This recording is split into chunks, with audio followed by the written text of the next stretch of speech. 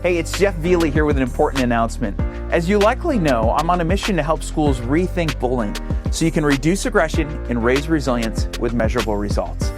Each year, my team and I plan and deliver over 300 live events, both in person and for the last 5 years, virtually, right here from my broadcast studio. This gives us a really unique glimpse into what's working and also what's changing in education. Here's what we're seeing right now. For starters, traveling to schools has become a struggle. In 2025 alone, we experienced more flight delays and cancellations than in the previous 14 years combined. This led to me making several late-night phone calls to share that, well, unfortunately, events had to be rescheduled. Even with added travel buffers, I was stranded overnight due to a lack of flights and rental cars on numerous occasions. And what's crazy to me is that travel costs continue to rise. Airlines have already announced price increases in 2026. And unfortunately, that's left us with a really big problem. The demand for mental health messaging, it's growing faster than we can keep up. My speaking schedule used to fill 3 to 6 months in advance. Today, we schedule 6 to 9 months out, and we have requests coming in up to a year ahead of time. Sadly, sold-out dates mean that people with immediate needs often have to waiting months for training and consulting. And this really bothers me because the greatest impact isn't on the large districts that are easy to reach. It's on rural communities, the places where needs are high and resources are most limited. If I'm being honest, I don't want you to pay anything for travel. I'd rather see every dollar that you invest directly impact kids. Since the pandemic, in-person engagement has changed. In fact, it's decreased. Now, it's not because people don't want to participate, but often because the environment itself makes it difficult. Over 60% of the presentations I give take place in school gymnasiums. And research shows that in echo-heavy spaces, students can miss up to 50% of spoken instruction. And they also experience 20 to 30% lower comprehension. Now, this really impacts neurodivergent learners, myself included. Once you add uncomfortable bleacher seats, bright lights washing out the projector, it just becomes difficult to see, to hear, and to focus. And also, I've noticed that gathering in person sort of feels a bit foreign to this generation. It's just not how they're learning anymore. When it comes to interaction with me and the audience, the question and answer time that used to follow all presentations is now often cut short, or it's skipped entirely. This is due to needing to get people back to class. And I get it, space and schedule limitations are real. But school-wide assemblies are often being reduced to meeting with select student groups. That means that some kids and teachers, they get left behind.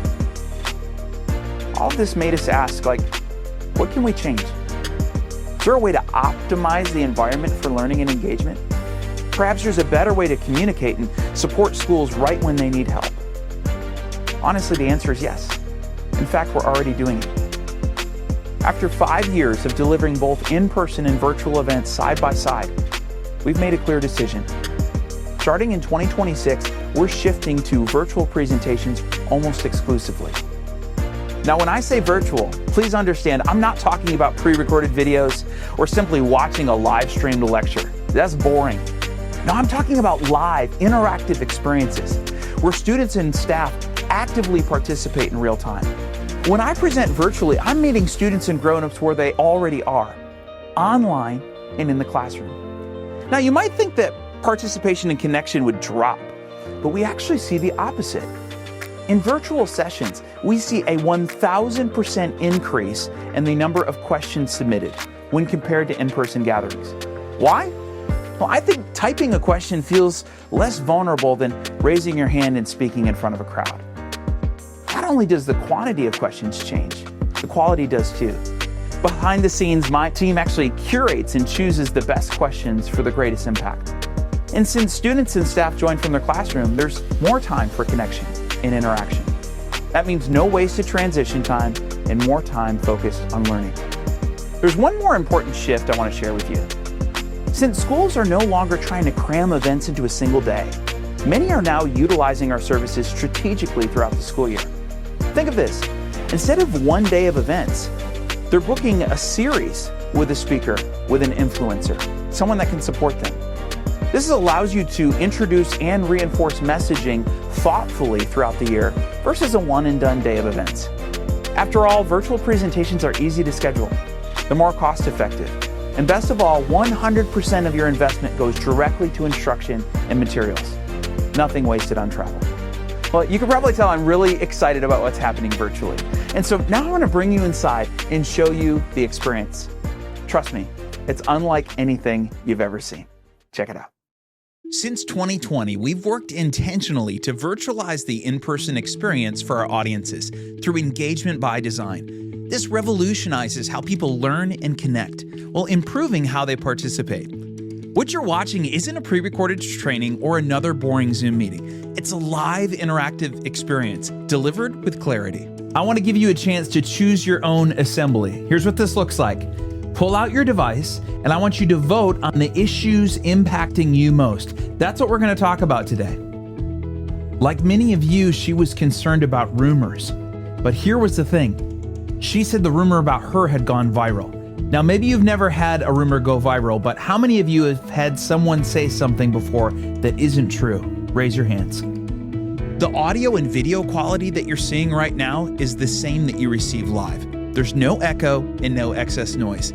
Plus, everyone gets a front row seat and a chance to participate without distracting others. Participants also hear real stories from people just like them and learn how to navigate what they're facing in practical, relatable ways. People can also message my team privately, and I'll answer their questions live. And here's the thing. If you are easily offended, you are easily manipulated. I love this question from Juan. How do you repair trust with a friend that you've hurt? Every virtual presentation includes follow-up resources for teachers and for counselors, so the conversation continues in the classroom and beyond. For schools that want ongoing reinforcement, we also offer our flagship Squabbles TV curriculum. These are short plug-and-play lessons designed to be used weekly, and they only take 15 minutes. This allows educators to reinforce the same language, strategies, and skills over time without adding more prep to their plate. There's only 4 reasons why someone wants to be mean to you. Either they want to bother you, they want to joke with you, they want to hurt you, or they want to criticize you. All of this turns a single presentation into consistent, meaningful influence throughout the school year. Joining virtually only takes a couple of clicks. Students watch together in their classrooms on a projector or smartboard and use their devices to react and provide feedback. This keeps them focused on the big screen without limiting their interaction. Educators join from their own devices using their webcams, so I can interact directly with them and their students. If you'd like to host a virtual presentation, click the link below to contact us.